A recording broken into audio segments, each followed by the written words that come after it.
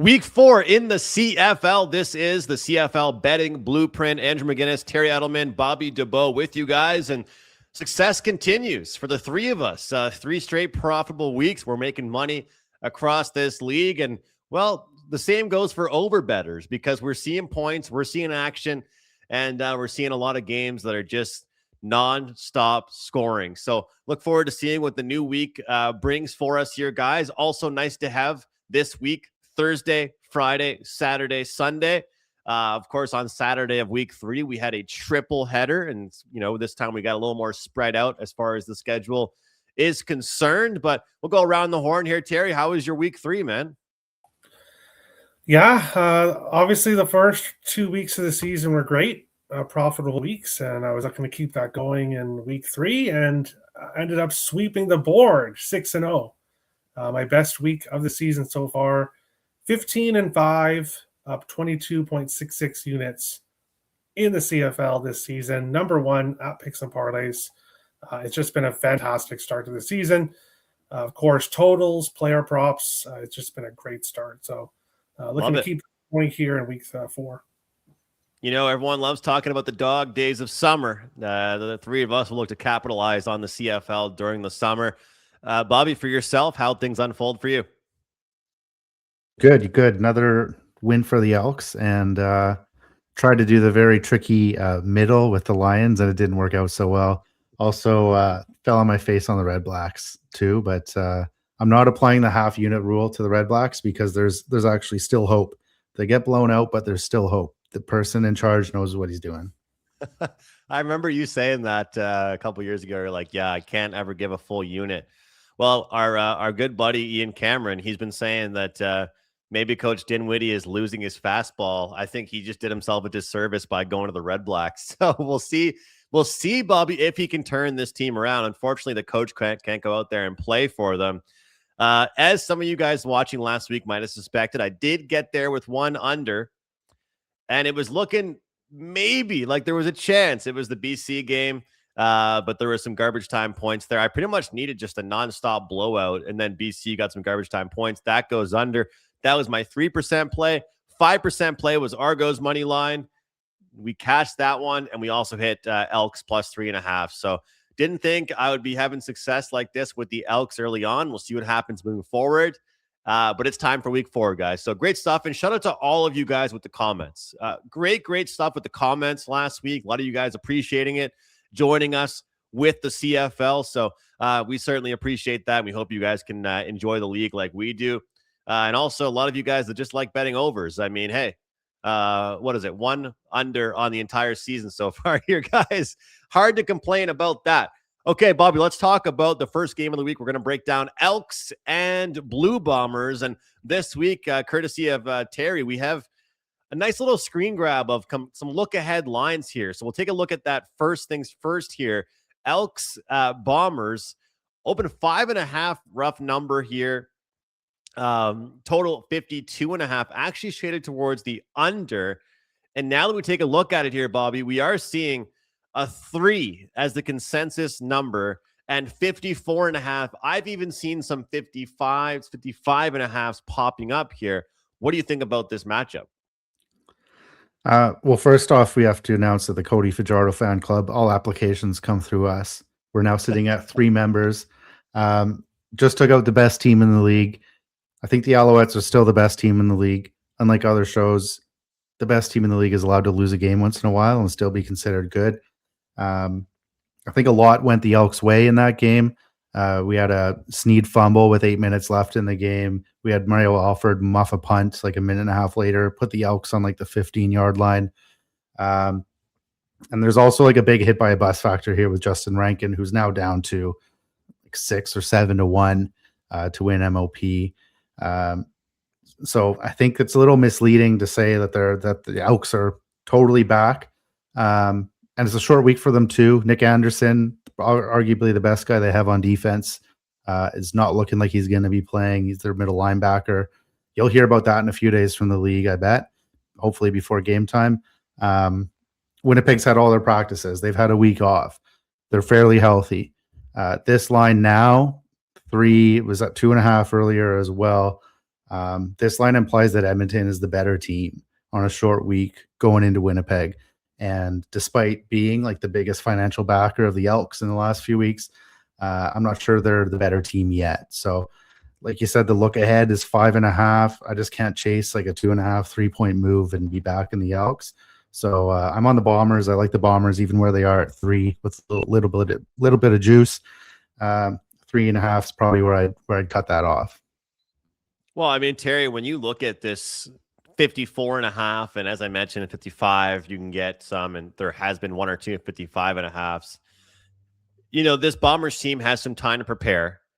In their last game before the bye week, they had some opportunities to score. Interceptions, maybe marching the field, turning into field goals, missed field goals. Could have been better for them. This Elks team is scoring as well. I mean, is this a spot here where, again, we just keep the over train alive? We've got two solid running backs on both sides of the ball here. What do you think about this game? Well, this is the lowest total on the board.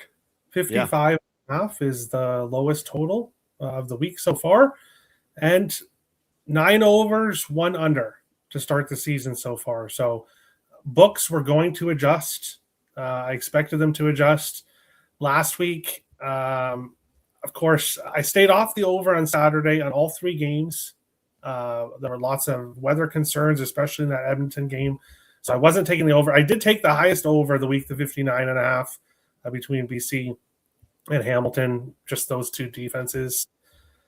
Now this week, we're starting to see, as I said, the books are really adjusting here. 55.5, 57.5. We have a 56.5 for the Sunday game. So, of course, shop your lines. You can get different numbers at different books, whatever books you have access to. But they're starting to put up the number here for the overs, for the totals here. And I can understand why. We've seen nothing but overs this year. We've seen nothing but offense. I don't know if that changes this week. But when I look at these 2 teams here, the lowest score, the lowest game of the week last week was the Edmonton game when they beat Montreal 32-29. So 61 points was the lowest scoring game last week. That tells you all you need to know. When I look at this game here, this is my favorite play, my favorite prop of the week. And we actually have odds for it. I'm surprised that they're out this early. Justin Rankin, over 84.5 rushing yards, minus 114. 57.5 last week was his number, which was laughable. That was way too low. And 84.5 here in this game is still too low. I would take this up to 100.5. Here for Justin Rankin. Now, I get it. 2 games he's played so far. They've both been heavy rain games. You're going to run the ball a lot in those type of games. But Justin Rankin said before the season started, he was going to be the first player ever to have 1,000 receiving yards and 1,000 rushing yards. And through the first 2 weeks of the season, or 2 games of the season, he has been the focal point of this Elks offense. Now he's coming to face this Winnipeg team. And for this Winnipeg team, if they're going to win this game, they are going to have to stop Justin Rankin, and I don't see them doing that here. So you guys know the last couple of weeks I've been giving the Elks a lot of crap, but this is the first week I'm looking at the Elks, and I'm tempted to take them at +3 here in this game. This Elks team, you have to admit when you're wrong, and I'm willing to admit that I was wrong about this Elks team. Now, I'm not saying they're a Grey Cup contender, that they're going to win it all. I'm not saying that, but they are an improved team with Cody Fajardo, that's for sure. But I like Justin Rankin to have a big game here on Thursday night. Well, great call by you, Terry, especially with last week, with that number being a bit low with Rankin. I mean, the guy has just proven himself already for a phenomenal player. And, our good buddy, Ben Kramer, who crushes it with the player props, he loves to buy the dip, or I guess I should say sell high on some guys. And he's like, when do we do it with a guy like Rankin? And so we'll see what happens. But there's some of these players, like even look at Keon Schaefer-Baker for the Roughriders. Like, good luck betting an under with him, or I was even looking at Chad Kelly passing yards. What is it? Back-to-back 400-plus performances. So, it's the very same as it is right now to pick an under in the CFL. It's hard to pick an under on player props. as it is. And I get what you're saying about the Elks, but at the end of the day, though, too, Terry, we just showed the FanDuel look ahead, right? Like we're talking about a 5.5 to now a 3. So those are just two completely different things. And I think that at this point, if you weren't on the Elks before, I wouldn't tell anybody to jump on them now. It's kind of how I feel, you know? I get that. How I look at it is my thoughts are, what is the final score in this game going to be? And if I think that the Elks have a chance to win this game, which I do, I think they now you could look at it. Could be a letdown spot after beating Montreal last week, handing Davis Alexander his first loss. It could be a letdown spot, but I think the Elks are live to win this game because of Winnipeg. They have not been able to stop the run at all. They've allowed the most rushing yards so far. 171 rushing yards per game. They're averaging over 2 games, 342 rushing yards against. And now they have to face this Justin Rankin, who's having a monster season. So how I look at it is I would take the Elks +3 if I was going to get to a side here, just because I think they're live to win this game. So that's how I would look at it. Of course, you missed the 5.5, which I would love a lot more, but there's nothing you can really do at this point. I know, like sometimes in CFL for me, I almost like when I pick a side, like I end up on the Elks last week at the +3.5.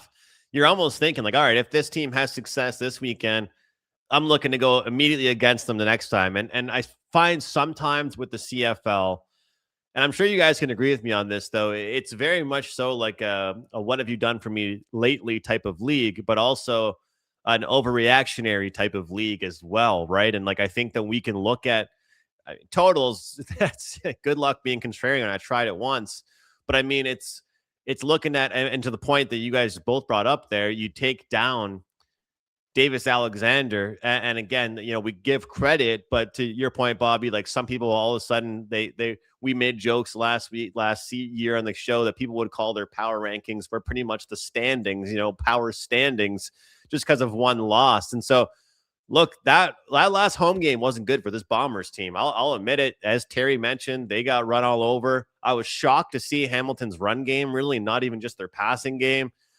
But I'm going to go ahead and put pressure on the Bombers here, and especially now that we're not laying 5.5, we're laying 3. I will say that, you know, if you're off of an early season bye, if you're playing at home once again, and you're getting an Elks team that maybe we could already say is getting too much love in the market, like this team has to perform.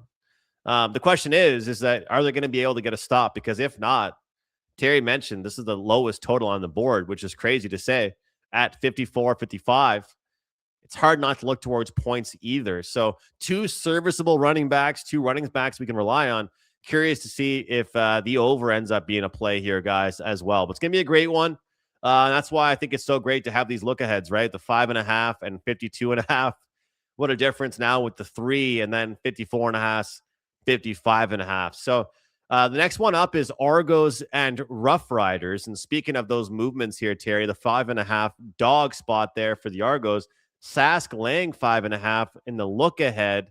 And the total was 55.5. Now we look at this one here. Total hasn't moved, but now we're seeing the Riders -3.5. Some spots have 4 here.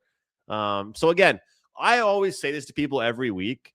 The CFL has like 3 different quadrants for the lines. It's the like look ahead or early openers. Then it's like Tuesday when we do our show where the numbers have actually settled down. And then there's like later in the week when we start seeing any line movement take place. So this is probably the settled number 3.5, 4. Terry, what do you think here with this one? Well, we've seen the line move a bit, and it's probably because the Argos won by 20 last week. So people are looking at that and thinking, hey, this team is for real. And hey, I'm not going to say that they're the worst team in the league. I thought they were going to be one of them, but we'll see where Ottawa finishes. We'll see where things go throughout the season, but I'm not going to overreact to Toronto beating Ottawa last week. I mentioned it last week. Toronto had 8-2 in the last 10 previous meetings between the two teams. I don't look at beating Ottawa as a sign that a team is the number one team in the league. You're going to have to do a bit better than beating Ottawa for me to think that. So when I look at this one here, I like Saskatchewan to win this game. Now, do I like them to win by 4 or more? I'm not sure. I could see this being a closer game. I could see Saskatchewan being up, and then unfortunately, late in the game, Chad Kelly getting a touchdown to get within 3. And I could see the Riders winning by 3. So I don't love that 3.5 number. What I do love is the fact that we have even more player prop odds, which we usually don't have when we're filming the show, but we've got player prop odds here for this game. I like both quarterbacks passing yards over. Chad Kelly, I'm seeing 321.5, and Trevor Harris, I'm seeing 325.5 pass yards. Toronto's allowed the least amount of rush yards so far this season. Now, of course, 2 games, so you have to bear with that. Saskatchewan was doing pretty good at stopping the run until Dedrick Mills kind of went off last week. I was on his rush yards over, so I was happy to see him go off in that game. But looking at these 2 teams, they've allowed a lot of passing yards against here in this one. Or they both have the most passing yards so far on the season. Bear with me for a second here as I'm trying to get to it. Toronto, 434.5 passing yards per game. Saskatchewan, 383, obviously in 2 games. As Andrew said earlier, Chad Kelly went over 400 in both games. 321.5, I think, is still a bit low, especially with the fact that I like Saskatchewan to win this game. Kelly is going to have to, I think Toronto's going to be down in this game. Kelly's going to have to continue to do what he's been doing. Maybe you don't want to throw 4 interceptions this week, but I think he's going to be chucking the ball down the field. 321.5 is a bit low. And then Trevor Harris, 325.5. I think he finds a way to get over that as well here. Yeah, I mean, like these passing yard numbers, like when will they adjust, Terry? We're talking about the totals adjusting, but the passing yard props, like if you're finding a way to get down on some of these, you're able to make some money on the player props while you can. You know, Bobby, we talk about this movement, right? And I'll tell you, I love the Argos at 5.5. 4.5, not bad. 4, not bad. Now the 3.5, I'm like, okay, like, you know, if I tell myself that this was the number before, and now we're working with this, it kind of makes you think, but it all happens so fast here. What's your take? Like Terry makes some good points. Argos look great against the crappy Redblacks team. Roughriders, smooth sailing. You know, they get off to a good start. They win 2 competitive games. You're the biggest Rough Rider fan on the panel. Didn't even back them last week, so I was disappointed in myself with that. But what do you think here? Well, I don't know about smooth sailing because all Saskatchewan's talking about now, and it's the same as last year's, like the entire province is distracted by like a questionable kicker.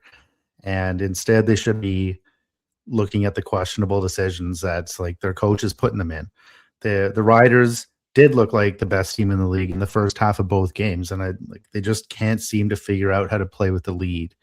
And they've choked away plenty of leads last year. They got away with it last year almost every time.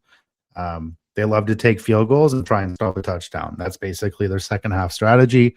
After Trevor Harris, AJ Ouellette, the team puts them in a great position to start the game. So like I would probably lean Saskatchewan here, but I'm not going to back them anything higher than a 3-point favorite because they're just going to get into field goal mode at the end of the game once they get up on anybody. So if anything, they're the best candidate for my like no kicker strategy, which it would be the best rule change that's been better than all the rule changes that have been proposed. Just get rid of the kicker for a game.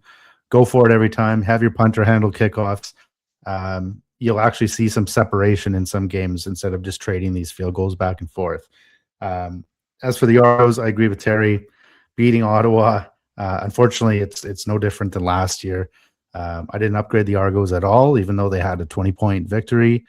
4 interceptions isn't going to fly against any legitimate CFL teams, so I don't think like that's going to be something they're going to be looking to try and replicate against the Riders.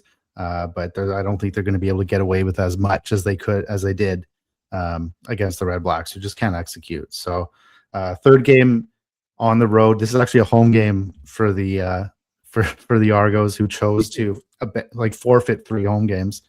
And it's like the worst places you could play on the road. So, and it's going to get a lot worse for them. They're going to Edmonton, or they're going to Winnipeg later in the year. They're playing in Hamilton, a home game in Hamilton, I think, too. So, good for the Argos for getting that win early, because it's going to be a pretty bumpy ride, I think, for the next month. That being said, like, this number is still favoring Saskatchewan for a reason. AJ Ouellette wasn't out at practice today. There's no Milligan, no Lacombo, no Hughes in the secondary. So, like, Chad Kelly overs, I guess, like, you just blindly bet those. I've been blindly betting overs, trying to drain out the accounts that limit me to $12 bets, and they've just been hitting every time. So, I think that Chad Kelly over is kind of, it's probably only going to even go higher. So, nothing for me here, but like, I would lean Saskatchewan just given the circumstances. Also, if Ouellette if he's out, this line's going to move even more. So if you are interested in Saskatchewan and you do think that AJ Ouellette may not play, I would want to wait. And if he doesn't play, that wouldn't really affect my opinion too much on the game overall, because Toronto stopped the run. They've allowed the least amount of rush yards so far. Trevor Harris, he's more, I don't want to say the more important player, of course he is, but in this game, he matters more to the offense than AJ Ouellette does, in my opinion. So if you like Saskatchewan, maybe wait if he's out.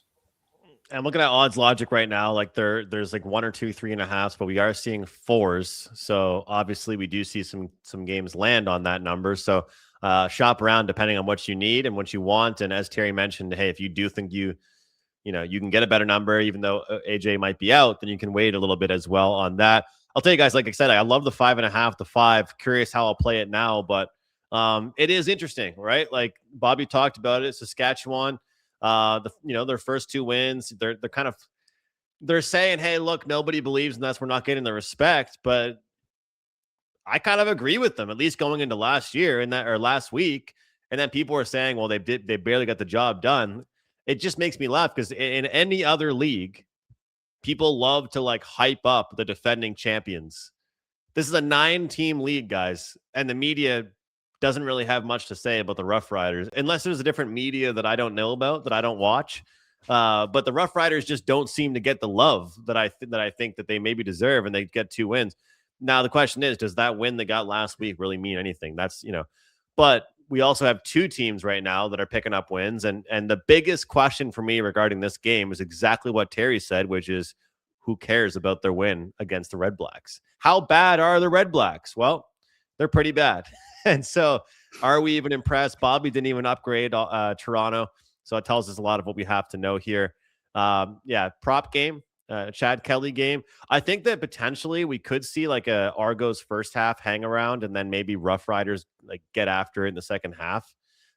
We'll see. But you guys notice, like, Chad Kelly has actually started games off pretty clean, and then he's just like, when he gets more comfortable, that's when he starts throwing the ball away. Like, don't let this guy get comfortable. That's when he starts making mistakes. So that one is really interesting to me. Just we'll see where the number goes, but I like that 5.5. I'll put it out there with like that. I like the 5.5. Got to read more. Got to think more on that one, but I opened it with liking Toronto. That's for sure. And that one, of course, has gotten as high as 57.5 as far as the total is concerned. Next one up here is Calgary here, guys. We're going to look at the Calgary matchup as they're visiting BC. Opener on that one was 3 points and total being 5.5, of course, with BC off a tough loss with a depleted offensive core.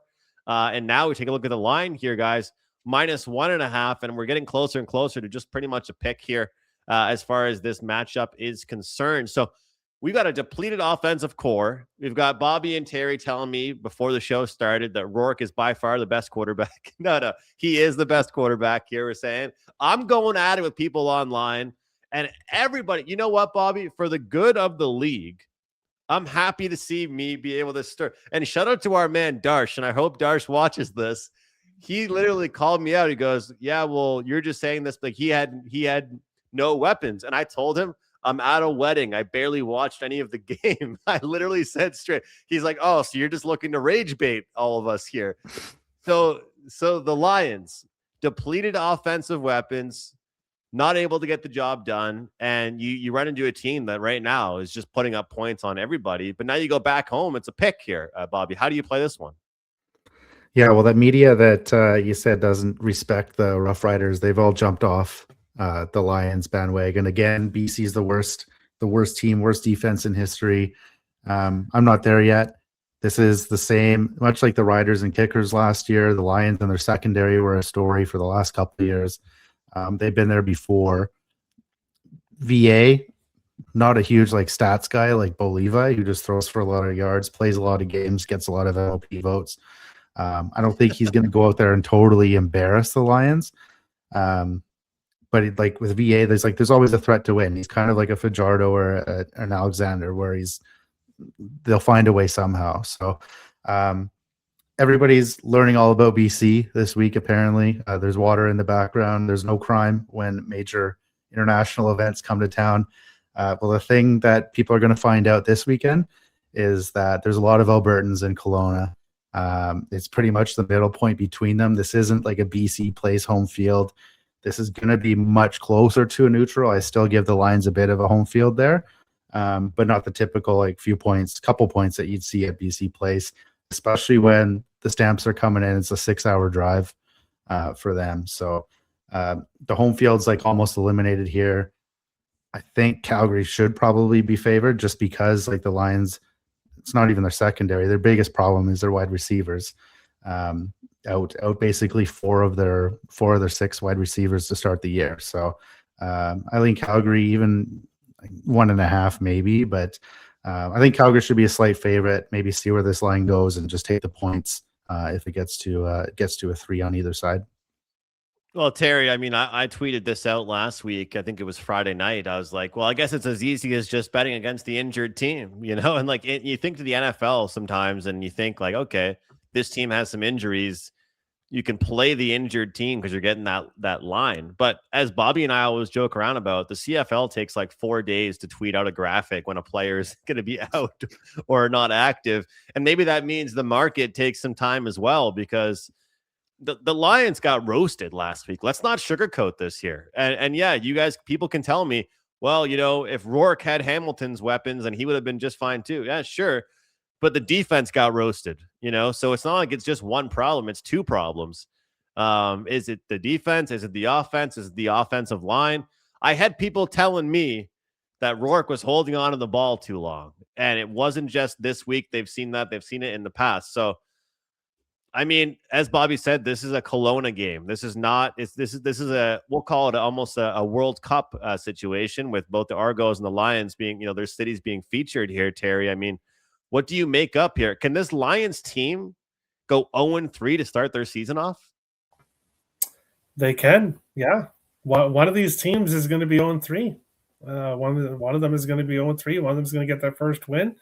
And this one's tough for me from a side perspective. So the way I look at it, like you were saying, Andrew, it is the defense. It is the offense. BC has issues kind of all over the place right now. And they're just, of course, you look at the injuries and you look at the wide receivers.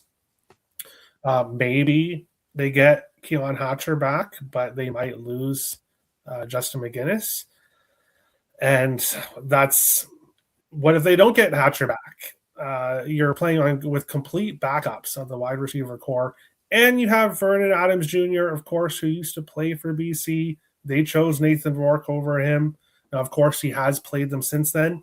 But you're facing your former team that chose a different quarterback over you. You're looking for your first win. For me, there would be nothing sweeter for VA in his mind to get this win. So he's going to have that little bit extra motivation. When I look at this one, I think it's tough. I want to take the over with BC's defense, but can they put up enough offense to get this game over? I think this one could be one where it's really close to the total, and people on either side of the total in this game might be sweating it out right at the end. And then on the side, I have to look at the Stampeders. With what I just said, with what I just broke down, and with the injuries on both sides here, I could only look at Stampeders in this spot. And of course, Terry, we can use that promo code CFL30. Winning week for you, winning week for me, winning week for Bobby. It's $50 in savings at picks and parlays at Wagertalk as well. 30-day CFL Pats. Of course, we still have the opportunity available for you guys to go grab the full season.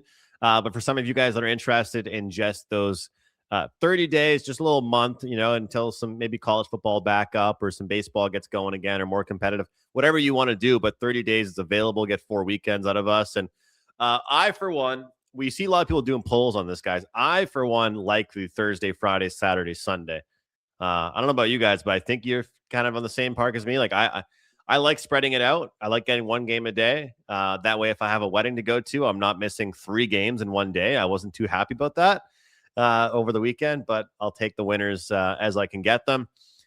Yeah, I mean, for me, look, again, I try and learn lessons every week. Sometimes I tweet them sarcastically or angered after a loss, but it really seems as simple as you fade the injured teams. And I think that we're going to look at the look-ahead number. Look, I mean, this team is not the same as what they are when they're healthy, let alone the fact the offensive line hasn't been great and the defense has given up points. So it's hard for me to imagine the Stampeders getting held off the board. And if this game ends up being a track meet again, I'm happy to pick the Stampeders. I remember having a phone call with Bobby last week saying, are the Lions going to go 0-2? And then the list got bigger and bigger and bigger as far as the injury report. And it's not really getting much better this week. So we very well could see it. And to the point that Bobby made as well, it's a Kelowna game. It's not in BC at BC Place, so that does make a difference. As far as the running backs are concerned here, Terry, I mean, Dedrick Mills, where does he rank on your list? Like, obviously, we bet numbers, not just players, but he's a guy that can cash us some tickets for sure. Yeah, I've cashed on his rushing prop both weeks or both games. Obviously, he led the CFL in rushing yards last year. Had a monster year. I was cashing his rushing yard prop on a constant basis last year. So I've taken it both weeks so far. This one here, BC doesn't have an awful rush yard. They've only allowed 140 rushing yards, so 70 rush yards per game, the third fewest so far. Their issue has been with the passing, stopping the pass. So haven't Dedrick Mills' rushing yards actually just got posted a couple seconds ago here, 86.5. I'm seeing his number at. I lean that way, but I think I'd probably be looking at Vernon Adams Jr. over 283.5 passing yards. I think we're going to see a big game by VA. Again, the former team, maybe he might say it doesn't matter, but it still matters. It still matters for anybody. If your old team's choosing someone else over you, and they could have chosen VA, but they didn't. They chose Rourke. So he's going to want to say, oh, yeah, well, here you go. Here's 0-3. Players always remember that stuff. That's for sure. All right. Last and definitely least, let's talk about the Redblacks here, guys. Look ahead here in this one. 7.5, total 54.5, and of course now 8.5 and 55.5 here. Guys, I won't really take too much time on this one, but Bobby, I'll segue to you with this here. I mean, how much does it matter to you? I talked about sometimes the league is a what have you done for me lately league. How much does it matter to you that the Alouettes lost last week and betting the bounce back? Because we're seeing the look-ahead number actually got bigger. Despite the Alouettes losing, the Redblacks got smacked by Toronto. And we know the Alouettes are a hell of a lot better than what Toronto can bring to the table. So 8.5 here.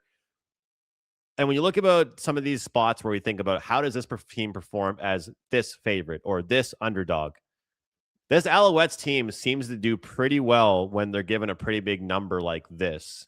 But are you prepared to put your hard-earned money on the Redblacks at 8.5? No, and I think the books are having the same problem that I am. Like the Redblacks just stink, and I can't downgrade them anymore. And like, there's also an element here that the Redblacks just can't beat Montreal. Montreal has pounded them for the past few years. Redblacks haven't beat many people, and usually it's by an accident. But the Alouettes aren't one of them. The Alouettes have had no problem with this team.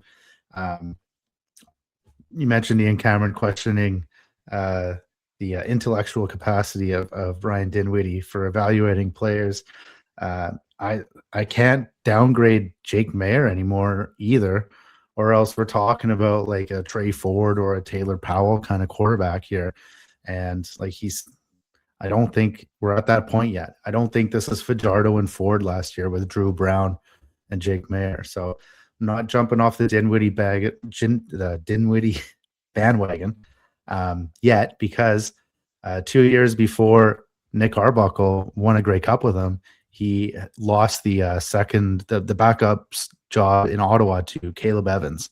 And I think Tyree Adams also outplayed him too. So, and it was legitimate. Like Arbuckle did not play well when he was in Ottawa. So Jake Mayer, not in that position yet, but he's close. I still don't understand why he's the starter. I think he was made captain too. So it's going to look even weirder when Drew Brown does get in there. 8.5. I still don't want to take Ottawa at this number. It'd probably need double digits. And maybe you get there. I don't see any support for the Redblacks. Even at 8.5, I don't think that anybody's going to be taking this. And it's just a matter of how high is it going to go. And maybe I'll buy the bottom at that point. Well, during preseason previews, I was saying that, hey, this Redblacks team, I want to get them as a sizable dog here. I want this team as a dog. I don't want them as even a field goal underdog. I want this team getting a handful of points. And if we're being real here, Terry, this is where coaching really makes a difference. Forget about wins. Let's see if the coach can help us cover some spreads. When we're talking about 8.5 here, I don't want to put words in your mouth, Bobby, but it sounds like you're saying you think this could only go one way, right? So, I mean, we'll see what ends up happening with this number here, Terry, but I know you're a fan of the head-to-head stuff in the past, and as Bobby dictates, Redblacks have just gotten smoked by this Montreal team. 11 games in a row. It's been 11 games in a row. And yeah, Bobby's right. When you look at previous games, we'll look at the 3 last year, 39-18, so 21-point win, 30-10, 20-point win, and then 39-28. So they only won by 11 points that time. And then previous games before that, we've got 24-12, 19-12, 47-21, 29-3, 32-15. Yeah, these have not been competitive games at all. And we have Davis Alexander off his first regular season loss. So he's going to be a little bit peed off about that. Now, if he was a great sport after the game, like he wasn't like he and Fajardo or exchanged jerseys and he was smiling and stuff. So it's not like he wasn't all grumpy about it or anything. But now after that, your first loss, now you're back home and you're facing the Redblacks, a team that is just awful. And they made so many additions in the offseason. Hasn't mattered at all. Hasn't changed this team at all. Are they jinxed? Are they kind of like the Elks are kind of changing. So the Redblacks need to kind of look at what the Elks are doing and try to model them. I don't know, maybe model their rebuild after what the Elks have done. But when I look at this game here, I don't want the 8.5 because Montreal doesn't need to win this game by 8.5. I could see the Redblacks covering at the very last moment here, maybe Montreal only winning by 7 points. But then again, I could see them smashing the Redblacks. So if I'm looking at this one here, team total is how I would look at taking this one. I'm seeing the Alouettes team total over 32.5 is minus 120, 33.5 minus 111, 34.5 plus 116. Anywhere around there. I can't see the Alouettes not getting to 30 plus points here in this one. So that's how I would look at it. Would be taking the team total because 8.5 is still a lot of points. But that being said, not putting my money anywhere near this Redblacks team. Well, and like you said, like the joke when you were listening to scores there, the disappointing victory in the past was only 11 points, and that would still cover this game, right? So Yeah, I think the most difficult thing for the Redblacks to fathom for this week is going to be, even if they score 27 points, they might not win or cover this game.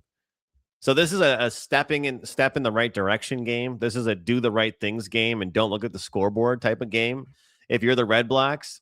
But you got the Montreal Alouettes off a loss on the road, come back well rested Sunday, last game of the week against the worst team in the league.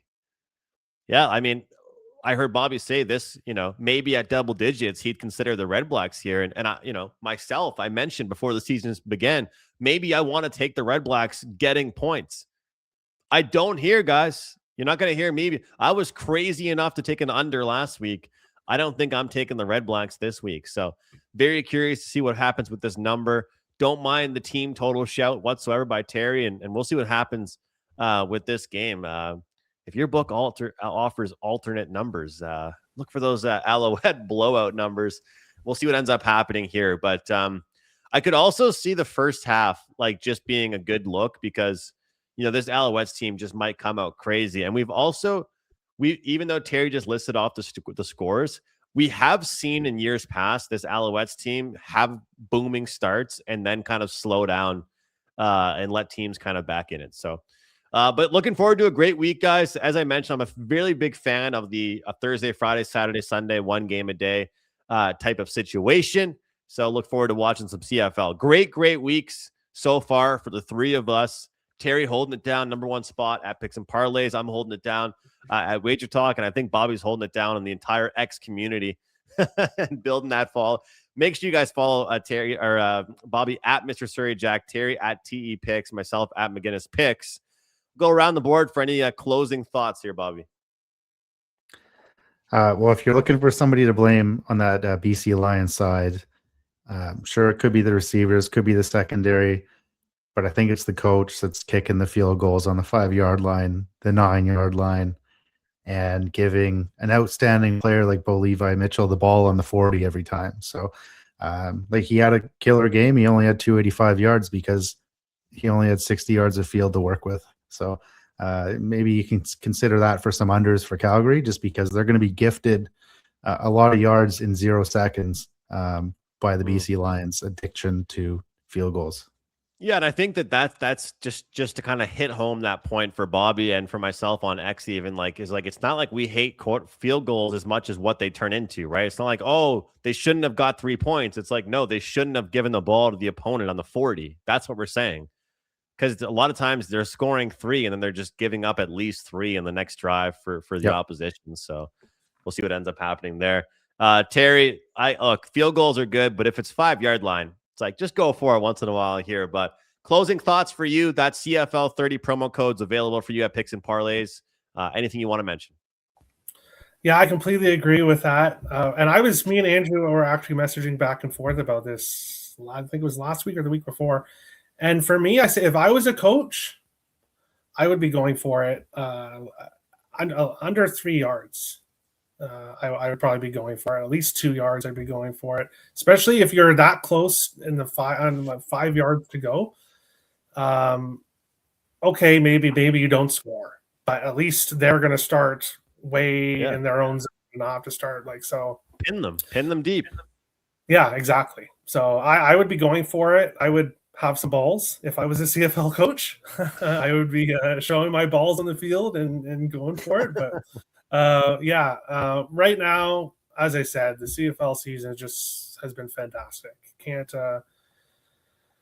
say anything else after the sweep last week. Now, not going to sweep this week. You can't sweep every week, especially when you are a higher volume capper like me. But going for 4 profitable weeks in a row. Haven't locked in anything yet. We'll be locking in some premium plays here in the next couple of days. I've already told you guys some props that I'm on. Justin, my favorite play is Justin Rankin over 84.5 rushing yards. I think that's going to move. I would take it up to 100. I think he passes 100 with ease. Bit longer of a show here today, guys, but for those of you guys that made it till the end with us, we appreciate you. Hit the like button. Let's try and get over that 100 like mark. and comment to let us know what you guys think for this week in the CFL. Thanks for watching. We'll see you guys next time, and get the plays at Picks and Parlays or Wagertalk. Terry #1 at Picks and Parlays. I'm holding it down at Wagertalk 2-0 with 5% plays. And yes, we've got one going this week as well. Take care, guys. All the best. We'll see you next time.